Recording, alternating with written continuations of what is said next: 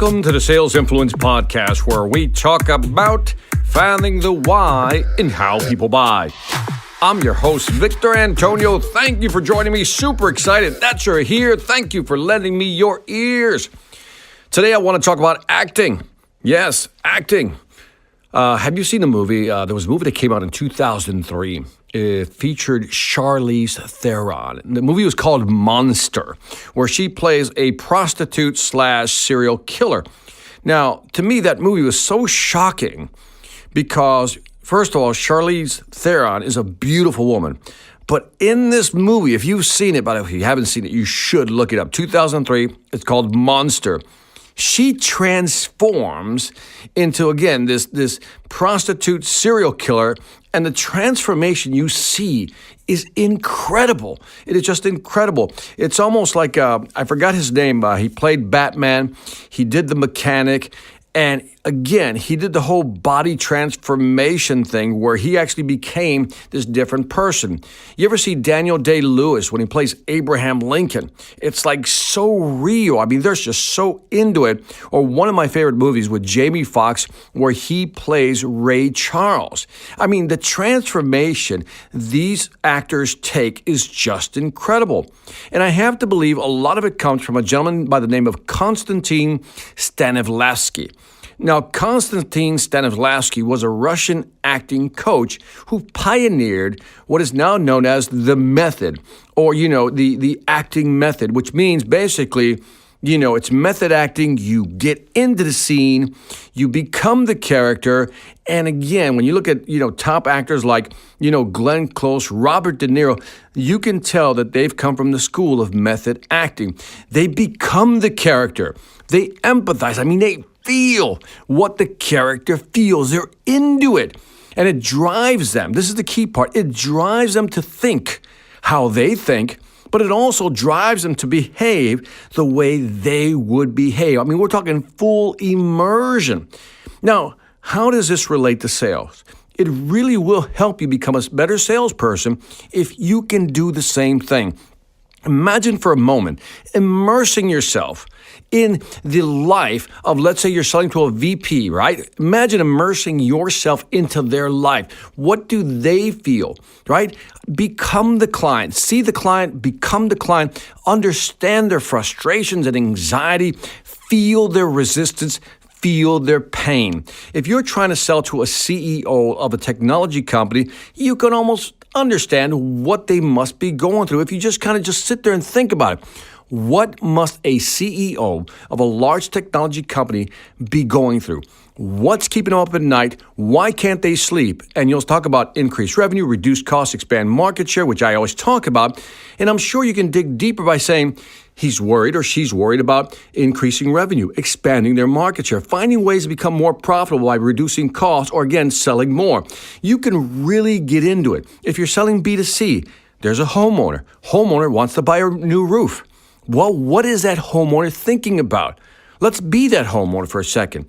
You can ask key questions like, when was the last time the roof was replaced? How long has it been there?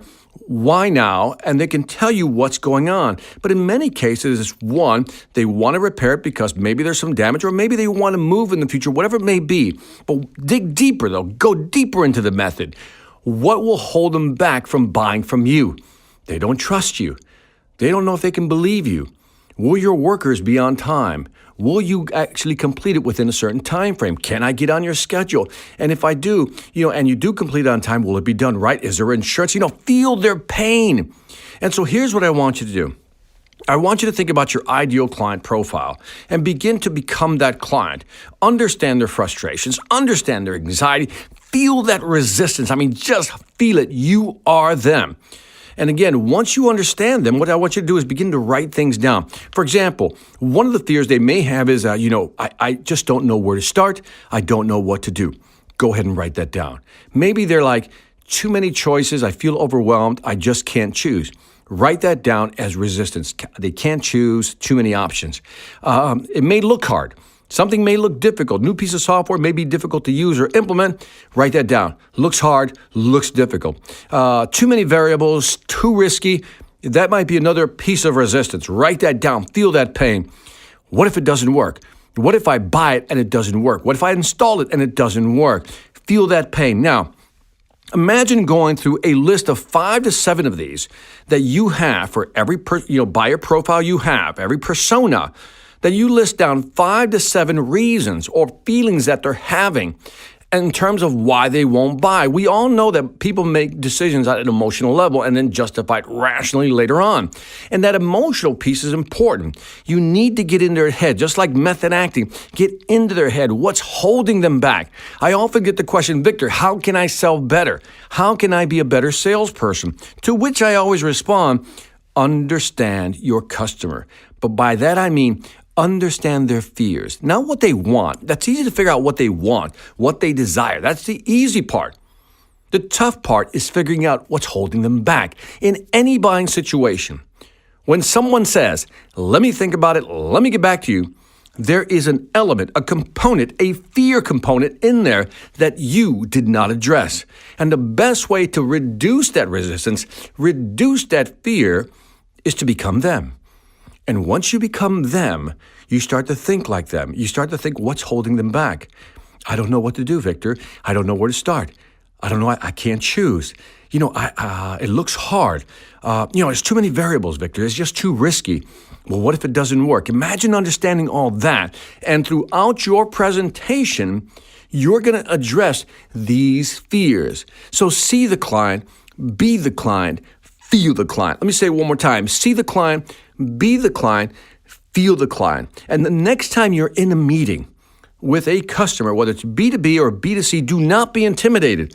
In fact, replace that fear of intimidation with one of understanding, like really getting into their heads and saying to yourself, I understand what this person's thinking. I understand how they feel. Become a method actor if you want to sell more effectively. And that is it for the Sales Influence Podcast. Definitely want to hear your feedback on this one. Do you use this type of selling where you get into the customer's head, get into their point of view, and then sell to them? If you do that, I definitely want to hear from you. Leave me some feedback on iTunes, Stitcher, or YouTube. Again, let me know what you think. As always, I do appreciate it. And if you haven't checked out the Sales Velocity Academy, why not? Go to salesvelocityacademy.com. Again, the courses are growing. We got great pricing. And again, if you really want to learn how to sell more faster, that's where you start. Lastly, I want to thank you for listening. This is Victor Antonio, always reminding you, selling ain't hard when you know how. Take care.